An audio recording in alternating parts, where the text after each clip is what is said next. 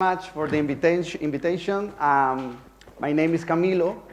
I'm Camilo. I mean Juan Camilo, John Camilo. Camilo in English doesn't exist, I guess. I'm from Colombia. I was born in Colombia, but I live here for 16 years. For 21 years in Spain. I wasn't supposed to be here because I'm not part of Speakers University, actually. But a friend of mine, Constantine, the founder of Speakers University, called me because he couldn't come. So he told me, Camilo, can you make me the favor? It's the necklace. Okay, it's this. Okay. I'll take the other mic.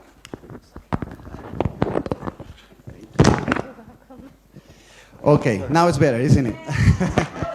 Great, so I wasn't supposed to be here, as I told you, and I have to say that this is my first time speaking in English in public, so I'm a little bit nervous. Yes, yeah, this is my first time, so thank you very much for your comprehension.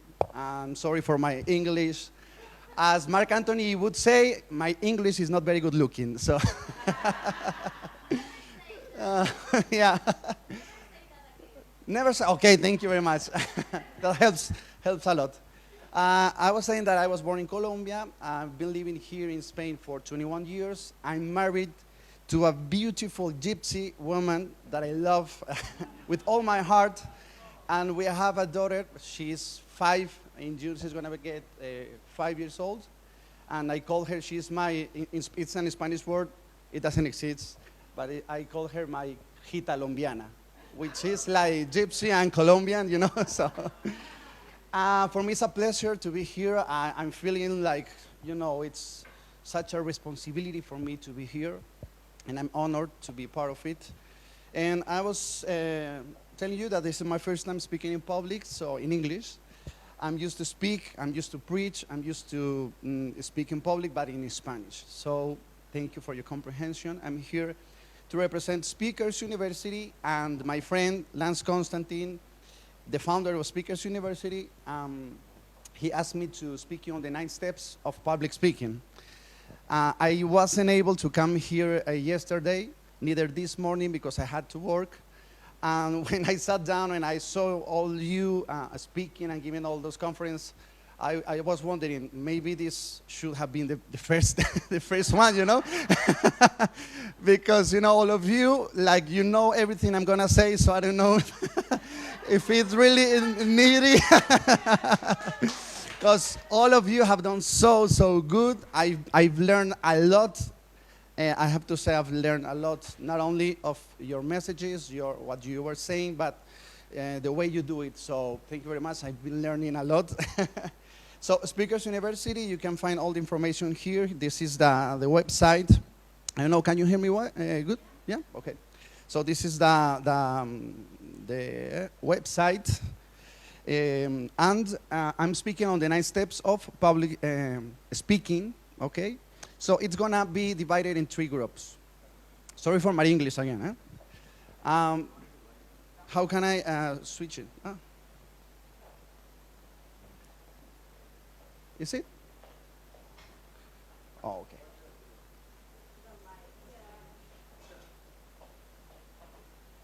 It's going to be like this? Okay, good. So let's go with the first group. The first group is word choice, which all of you have done so good. We find storytelling, emotion, and repetition. It's like what you say, repeat after me this and that, repeat after me this and that, so that repetition, okay? But let's begin with storytelling. This is the art of the art of storytelling engages audiences members from start to finish. For example, Sylvia, I don't know if she's here, she's not here, she told us her story. And all that she did was telling us her story, and that was great. Because I just wanted to go to the bathroom, but I couldn't. Because I needed to know how it would end. So she's a perfect example, and I have to say I will take advantage of all what has happened here because you have made me such a great favor because all of you have been good examples. So the art of storytelling engages, this is the word, engages audience members from start to finish. Storytelling is a mental picture story with a moral ending. This is important because people will keep in mind and they will go home with the last thing you told them, you teach them. Okay, so you need to finish like up here, you know? You need to have a moral ending, which all of you have done. And thank you once again for that. Then we have emotion. Emotion within your speech inspires a heartfelt reaction through positive word choice. And this is very, very important for us, for example, for us the preachers, because we need to make people feel comfortable and to be empowered as you was teaching, you know, and we need to bring a positive side of what's happening, even though we go through bad moments, but we are not our bad moments, okay? So through positive word choice, emotion is a strong feeling that creates connection. And I feel connected to some of you who have spoken about your life stories. So you've done it really good, okay? Congratulations for that. And then we go with repetition. This is what I was telling you. For example, when this is something we use a lot, we the preachers do, and we say, repeat after me, raise your hand, and repeat after me. For example, I am what I think I am. Or I am not what my bad moments have been, for example, no? So repetition is something that you already used very, very good. Am I going too fast? No. Sorry, I'm really nervous because I don't know if I'm speaking good. You maybe are not understanding what I'm saying. Thank you. Thank you. Now, I guess I will start preaching in English as well. So, voice dynamics. Okay, this is the second group of speaking in public. So we have change of tone, dramatic pause, and voice projection. Let's go with the first one. Change of tone is tone inflection that keeps the interest of your audience. You know, I cannot stand here at the time it is and stay here like for 15 minutes speaking this way because, you know, it has been really good. Such a great time. You look tired. You just want to go to the hotel room or to know Madrid, which is beautiful, by the way. You have to go and visit Madrid. No, I need to change the tone of my voice because sometimes maybe I need you to learn something, so I need to go slow and tell you the principles. I will tell you something I need you to, you know, like swallow is the word, to swallow, okay? And sometimes I need to get to your emotions. So I need to rise up my voice and like shout out and say, yes, you can, for example. So I can go just in one tone all the time. Because change of tone is a way of speaking that gives a range of variety in the tone of a speaker's voice. And this is something you also have done, all of you, really, really good. Then dramatic pause. Dramatic pause makes the audience reflect and put emphasis on what was said in a previous statement. So when you have something really important to say, you know, like the core of your message, you need to say it and wait like for 3 to 5 seconds, but do not do this like you say the word and then you start 1, 2, 3, 4. No, not this way. You need to flow with what's happening in the crowd. So you say something which is really important for you, you look at the people, you stop for a moment, and then you repeat it again, okay?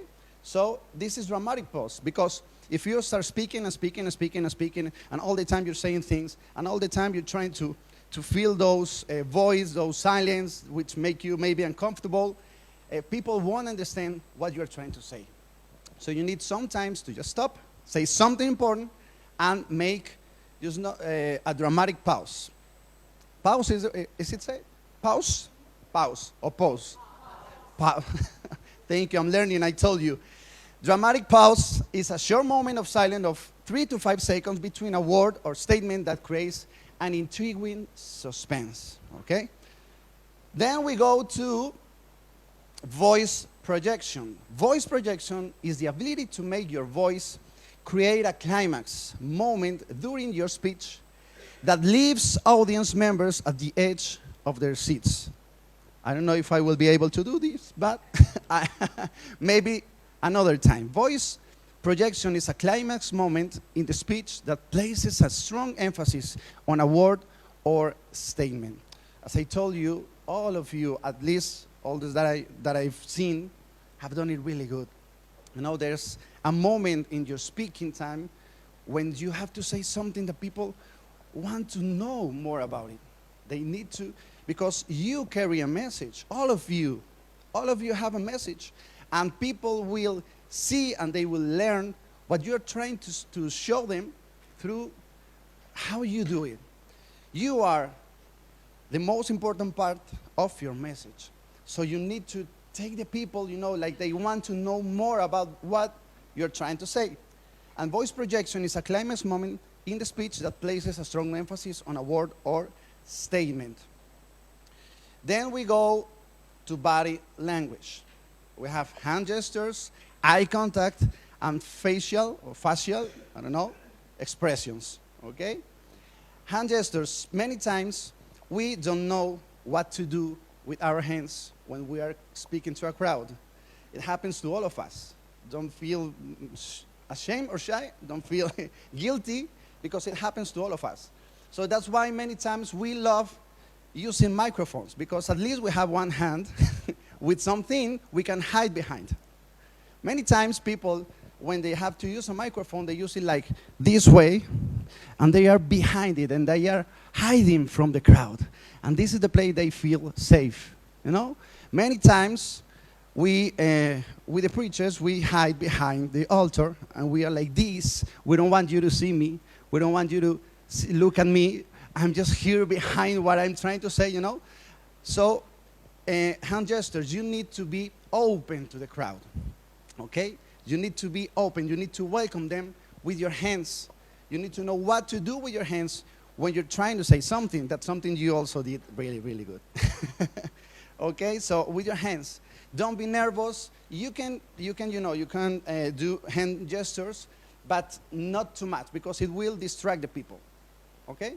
Now I have a microphone, I have these things, so it's good for me because I'm hide behind, behind this.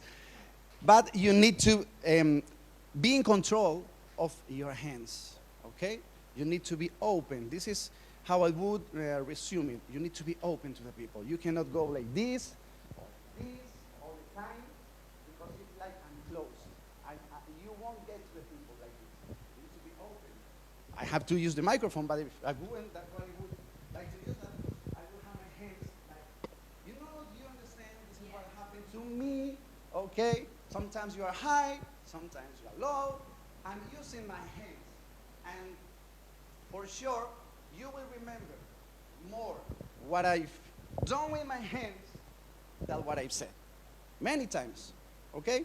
So use your hands to help to get the message. Hand gesture is a movement with the hand to express a specific meaning, okay? Then we go with eye contact. Not much to say. I guess that I've looked at the eye of at least 2 or 3 of you. You know, when I have to speak to a big crowd, I have like, this is a tip that I use. I take out my glasses so I can see anything. Maybe the light is in front of me and I'm not looking at anyone, but I'm looking to everyone. You know? So I do like this, and I start saying my sermon or my whatever, and I'm talking to all of you. I can see you. But you know, many times you feel like people are looking at you and you feel like, oh, so I don't know what's the word, like in a jail, you feel shy, you feel, okay, so if you use glasses, you can take them off and you will feel maybe more comfortable. But you need to look. I also used to speak to small groups, and you can't speak to a small group. I will use my friend, and you can start all the time speaking to him. You know, many times you are trying to speak to a group, and you feel comfortable looking at only one person. And maybe you are making that person feel weird. Like, is it all for me? What did I do? Am I guilty of what? So you need to look at the eye of at least two or three people. If you can, to all of them. I'm looking even to those eyes, to his eyes, to all of your eyes. At least I'm trying to. So that's something you need to do, because the moment you look at some people, some person eyes, it's like they get the message. They get involved in what you are doing, you know? You get close to them, you connect to them, okay? Because when we speak to a crowd of people, it's that, people. And people connect to you not by what you know, but by you. How do you connect to them, okay? I will use them because I don't see. If not, okay, let's go. So eye contact. And something, as I was telling you, not more than 3 to 5 seconds, because maybe you will make that person feel like uncomfortable. Why are you looking at me? What did I do? I guess this is the final one. Facial expressions make your presentation become more believable to your audience. Facial expression is a look on somebody's face that conveys or inspires a thought or emotion. Can I tell you something, just to finish? Get used to smile. Get used to smile. Because when you smile, like, people see you closer. They feel comfortable.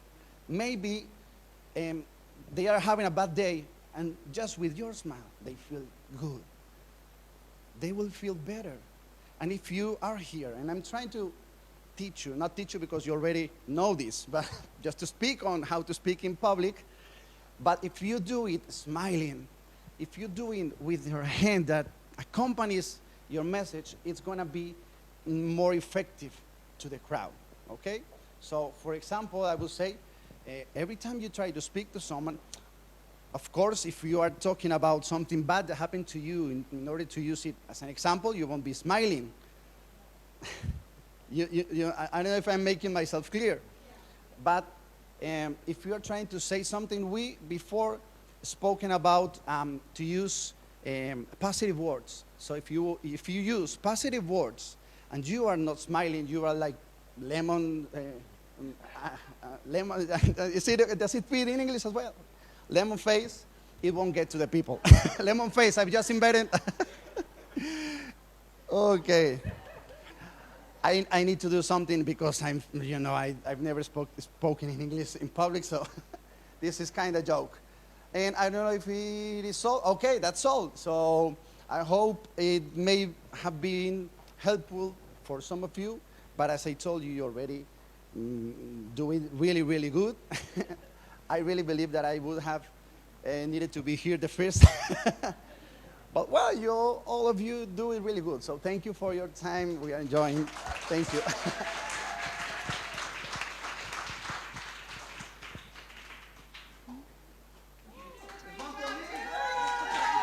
Thank you, thank you, thank you.